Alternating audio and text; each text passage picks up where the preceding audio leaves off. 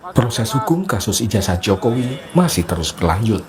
Polda Metro Jaya sepanjang pekan ini akan memeriksa Roy Suryo CS terkait perkara ijazah Jokowi.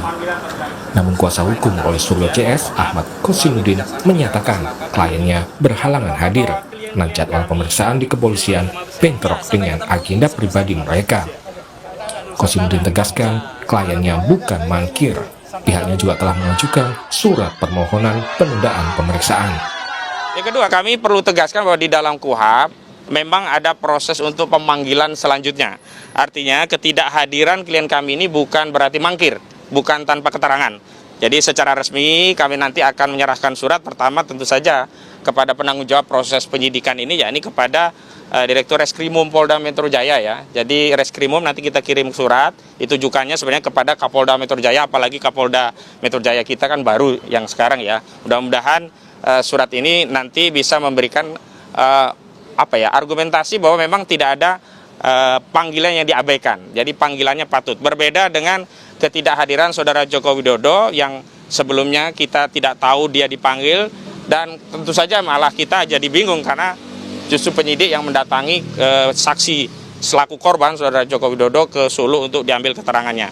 Dan Sebelumnya, salah satu pihak pelapor Roy Suryo CS yang juga Sekjen Pradi Bersatu, Ade Darmawan, sempat meminta Polda Metro Jaya segera memanggil Roy Suryo CS dalam kasus tudingan ijazah palsu Jokowi.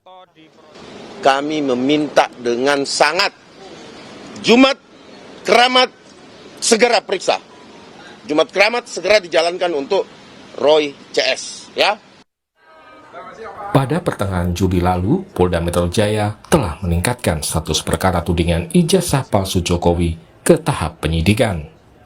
Polda Metro Jaya saat ini menangani 6 laporan terkait ijazah Jokowi, termasuk laporan yang dibuat Jokowi terkait pencemaran nama baik atau fitnah. Tim Liputan, Kompas TV.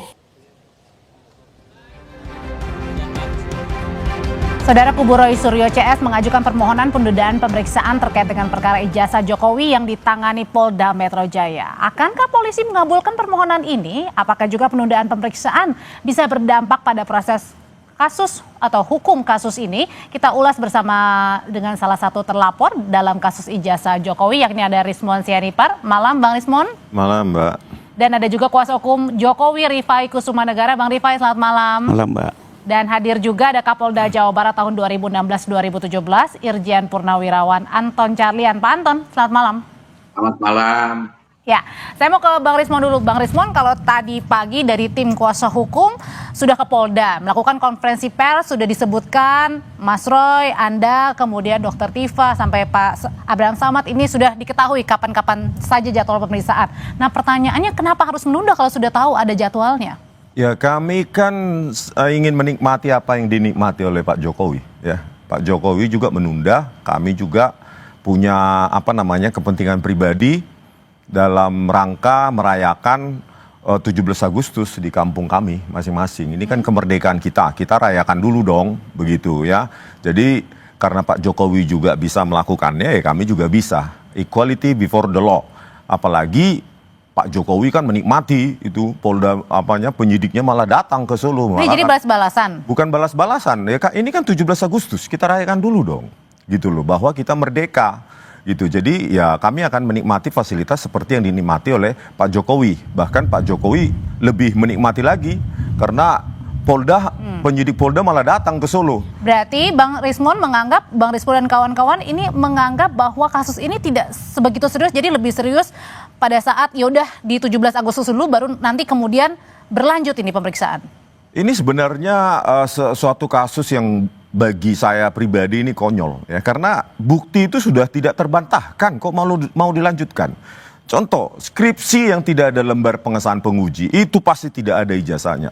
Lembar pengesahan atau transkrip akademik, transkrip nilai yang ditampilkan di Rtipidum pada saat konversi 22 Mei yang menyimpulkan bahwa ijazah itu identik, itu transkrip akademik tanpa ada tanda tangan dan stempel dari dekan dan wakil dekan.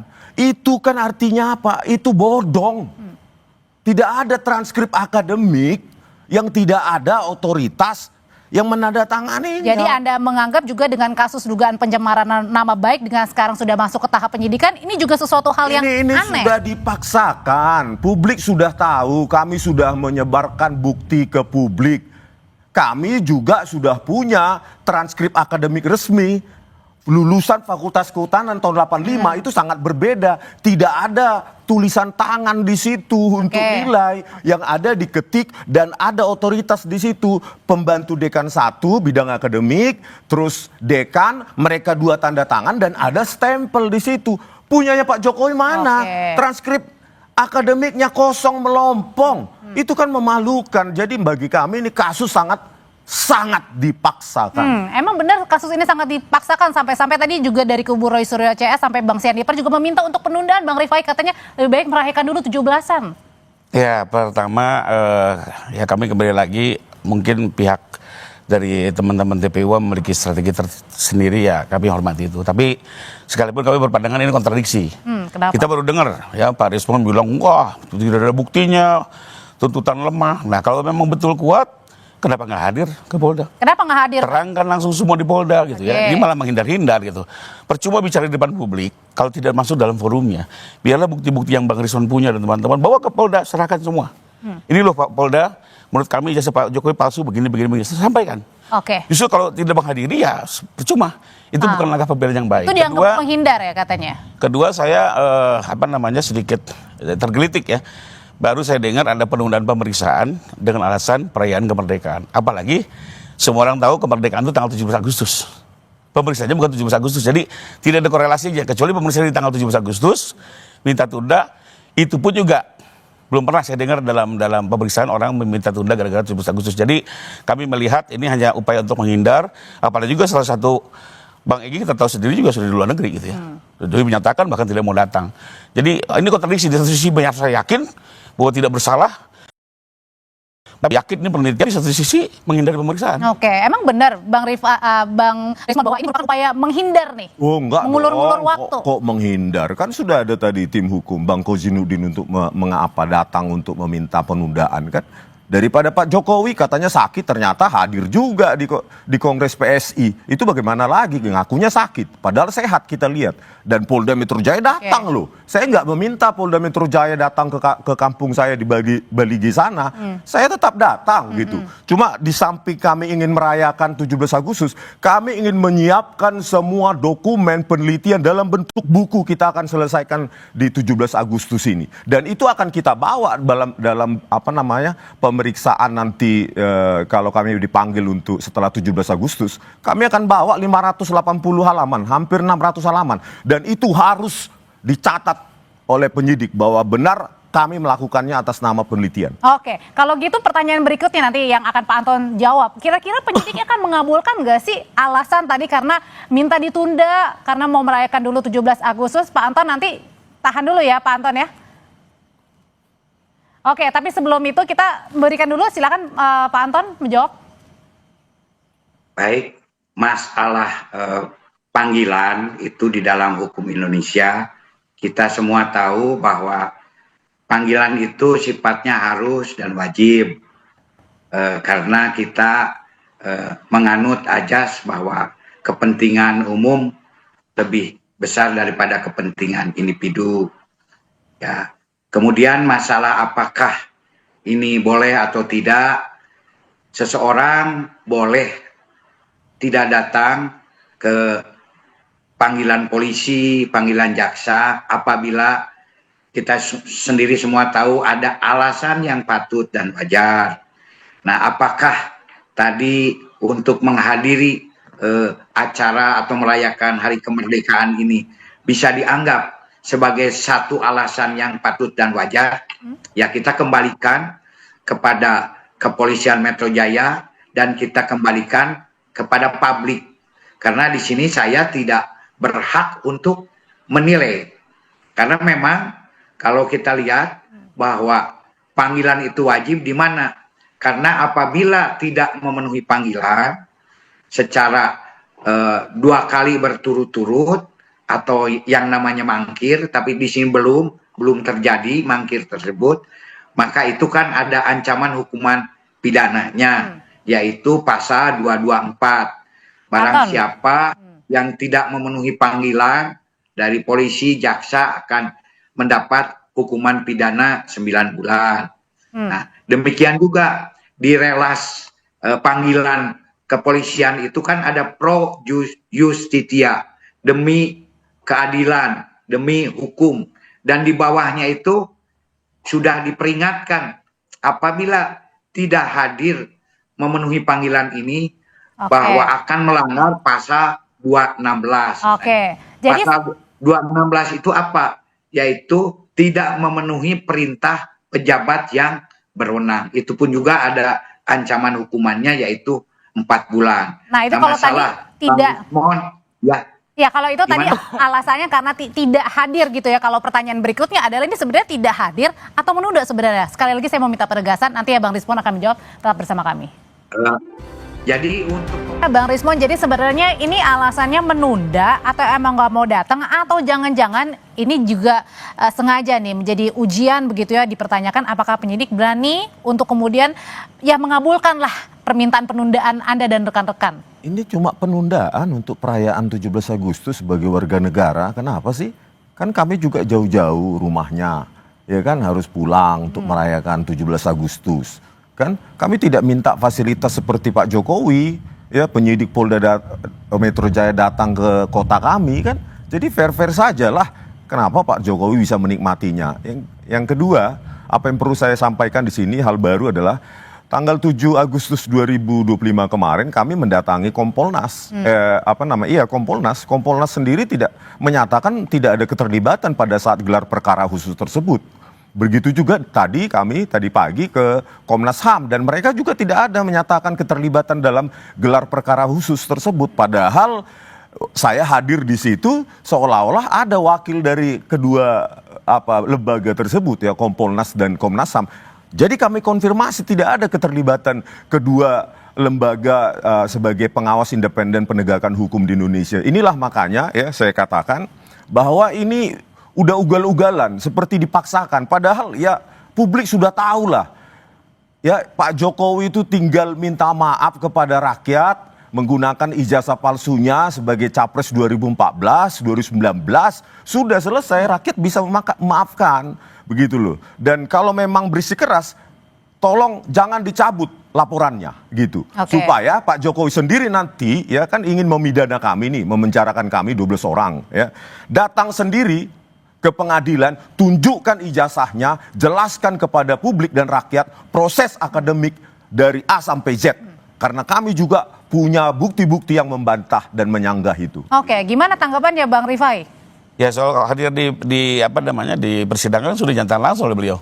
Beliau akan datang ke sidang, menunjukkan ijazahnya. Jadi bukan sesuatu yang perlu dipertanyakan. Beliau sudah nyatakan ke depan publik. Karena itu kami mendorong untuk perkara ini tetap lanjut ya. Termasuk juga kami meminta, ada dua yang mau kami klarifikasi ya, bahwa tadi Bang Rismon bilang bahwa skripsi Pak Jokowi tidak pernah ada lembar pengesahan pengujian, itu tidak benar ya. Saya sudah saksikan langsung, saya lihat langsung skripsi beliau itu ada tanda tangan pengesahan dari para penguji 3 orang ya. Bahwa itu tidak tercantum di skripsi itu soal lain, tapi saya sudah lihat ada itu di dalam administrasi perkuliahan UGM. Termasuk juga apakah transkripnya sudah ditandatangani oleh Dekan Pudek? Sudah, saya pastikan juga. Ini berarti balik lagi ke ijazah ya? Ini mau jawab lagi yang tadi di counter ya. Kembali lagi kan Pak Rismon hanya melihatnya apa yang ditayangkan oleh Dirpidum, tidak melihat langsung administrasi UGM. Nah, jadi biarlah nanti dalam penyidikan atau dalam persidangan semua terang benderang. Keraguan-keraguan itu akan terjawab ya. Tapi intinya adalah kami meyakini ijazah Pak Jokowi sah, benar adanya. Silakan. Kalau memang Bang Rismon menyatakan itu palsu, nyatakan di sidang, buktikan di sidang, tinggal hakim melihat nanti. Apakah versi kami yang benar atau versi Bang Rismon. Dan semua tentu ada konsekuensi hukumnya. Nah, tapi kalau yang ketiga saya mau komentarin lagi soal ketidakhadiran. Ya kembali lagi Mbak, kalau memang ini tidak hadir, kalau kami berpendapat karena alasannya tidak patut, Polda harus tegas dan bersikap menerbitkan panggilan kedua. Ya tanpa perlu lagi melihat karena ini harinya juga nggak nyambung antara kemerdekaan dengan pemeriksaan ya. Panggil lagi, periksa lagi, tidak datang, lakukan upaya paksa.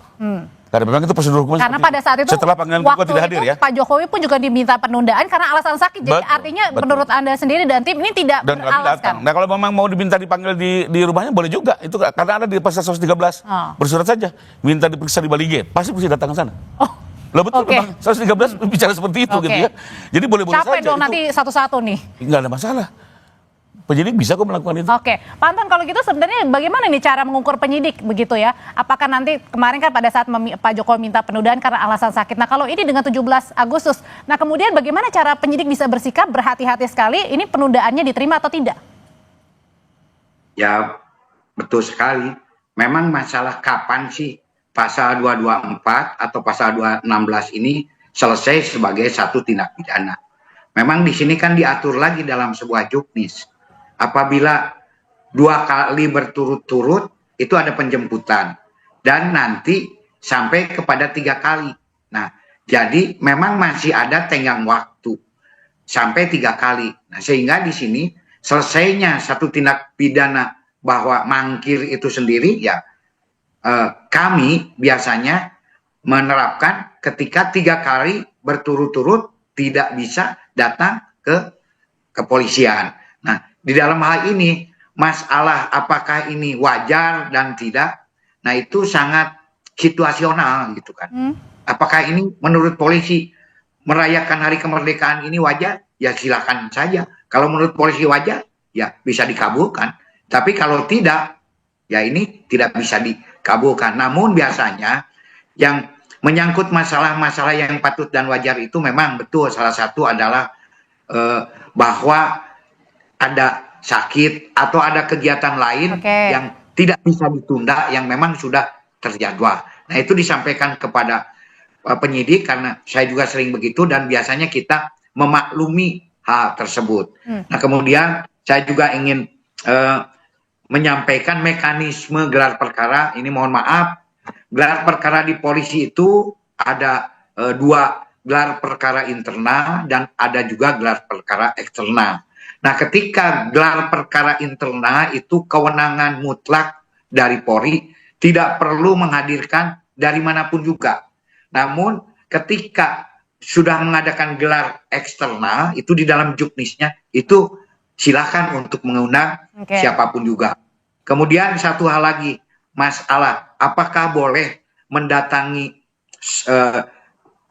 seseorang saksi ketika memeriksa. Itu pun juga diatur di dalam KUHP bahwa memang bisa saja penyidik itu datang ke tempat seseorang apabila di tempat tersebut misalkan lebih banyak lagi saksinya dan memang yang bersangkutan itu dalam kondisi sakit gitu. Jadi itu boleh dan itu pun juga hanya terbatas pada saksi. Nah, sementara seandainya saksi... Artinya berarti Pak Anton bukannya pilih ya, bukannya pilih memilih begitu ya, yang ini boleh dan ini tidak, itu artinya tidak seperti itu ya, karena memang ada alasan tertentu yang memang sudah ada aturannya, diperbolehkan oleh KUHP. Kecuali saksi yang akan menjadi tersangka.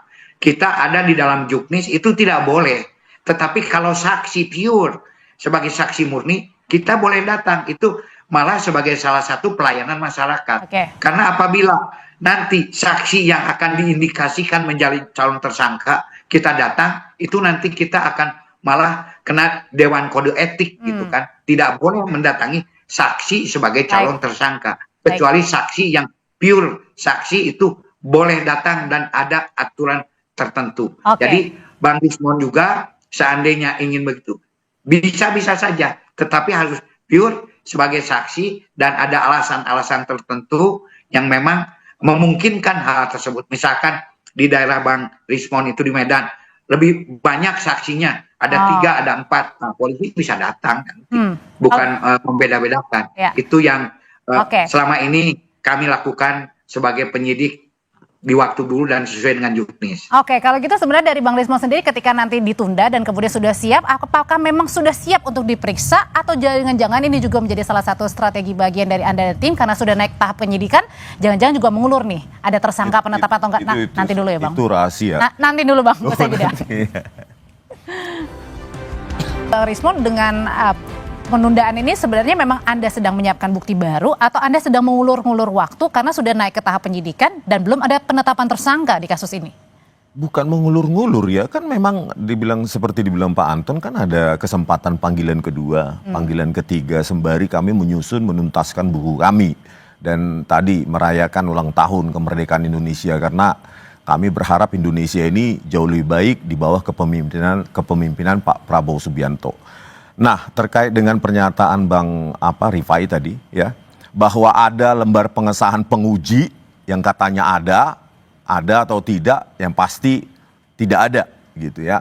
Jadi kami sudah tanyakan ke Wakil Rektor bidang akademik ya, Profesor Wening ya di UGM pada tanggal 15 April yang memang tidak ada. Itu yang kami tanyakan posisi pentingnya. Yang kedua lembar transkrip nilai akademik. Oke, kita lihat nanti di persidangan apakah itu buatan kapan ya. Itu juga perlu kita periksa bersama gitu loh. Jadi kalau dokumen palsu ini kan gampang dibuat dengan tanda tangannya, stempelnya, tapi percayalah ya, kami tidak sebodoh itu langsung mempercayai apa dokumen yang disajikan nanti di persidangan.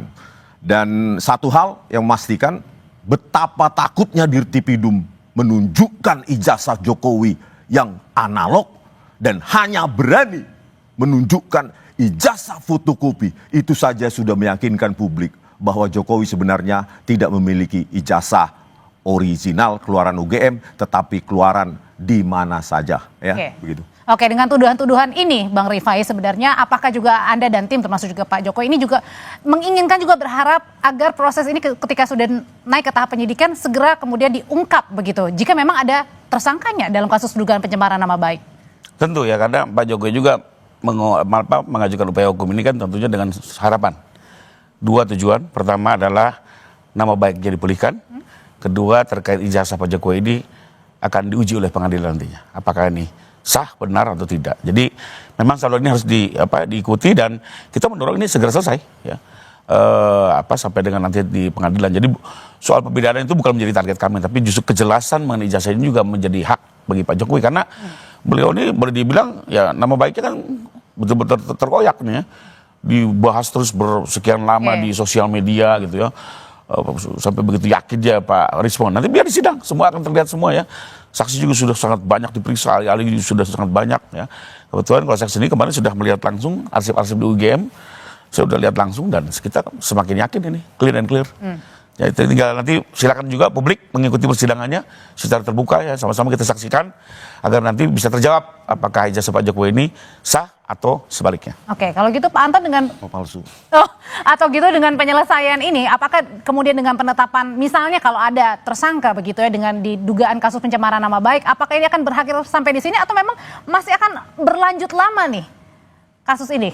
Ya sebetulnya kan kasus 310, 311 fitnah pencemaran nama baik ini kan delik aduan. Kalau delik aduan itu kan ya ketika yang bersangkutan yang bersengketa nanti ya siapa tahu nanti adanya islah atau perdamaian ya selesai ini. Yang penting tidak sampai ke pengadilan ketika masih bisa terjadi perdamaian ya delik aduan kan bisa dicabut gitu. Yang penting jangan sampai sudah diputus itu kemudian berdamai itu tidak bisa karena itu sudah inkrah ya. Dan juga saya di sini ya sangat menarik sekali kasus ini. Saya juga berharap kepada Bang Rismon, CS gitu tidak perlu bercermin pada kaca yang retak gitu. Kalau Pak Jokowi nanti tidak hadir gitu kan, tidak usah diikuti kalau memang itu memang dianggap salah. Tunjukkan bahwa kita sebagai warga negara yang baik, yang taat hukum. Nah mungkin masyarakat pun juga akan lebih respect dengan hal itu.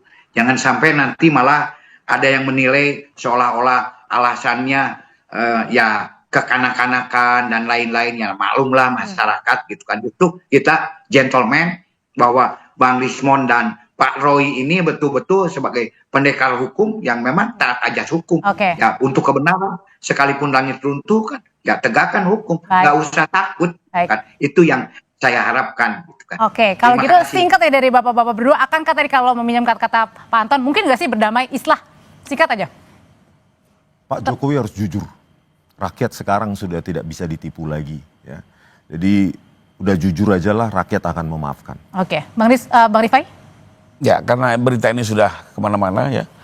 Bukan hanya persoalan ini kan bukan hanya di TPUA. Sekarang publik juga sudah mengkonsumsi berita ini, maka bagi kami justru kepastian hukum bahwa ijazah ini sah atau tidak itu juga menjadi satu buah tujuan ya. Taruhlah misalnya ada istilah, apakah publik bisa menjawab atau itu jangan-jangan oh ini hanya negosiasi politik lah. Oke. Sementara dianggap tetap ijazah itu bermasalah. Nah, ini forum yang kita bisa lakukan ya. Dan nggak perlu khawatir jenis pemidanaan pun ke depan sudah berbeda ya. Baik. Tidak lagi seperti zaman dulu ya. Sehingga menurut saya biarkan saja proses kebenaran ini diuji ya. Soal pemidanaan nanti kan hakim juga akan melihat dari segi mungkin perilakunya. Saksi termasuk ya? Gimana? Ya, pemeriksaan saksi juga termasuk ya? Ya, jadi maksud saya kita jangan fokus apakah pidana ini harus penjara dan penjara. Tidak seperti itu ya. Ke depan ini juga bentuk hukuman sudah banyak berubah ya. Bisa kerja sosial atau juga percobaan dan segala macamnya. Tapi kembali lagi bagi Pak Jokowi itu adalah gimana caranya soal ijazah ini clean and clear. Gak ada Karena lagi kalau masalah tidak di selesai kemudian. ini akan terus berputar-putar. Baik. Lebih kurang itu. Bang Rifai, terima kasih. Bang Rismon, terima kasih. Pak Anton, terima kasih. Selamat malam.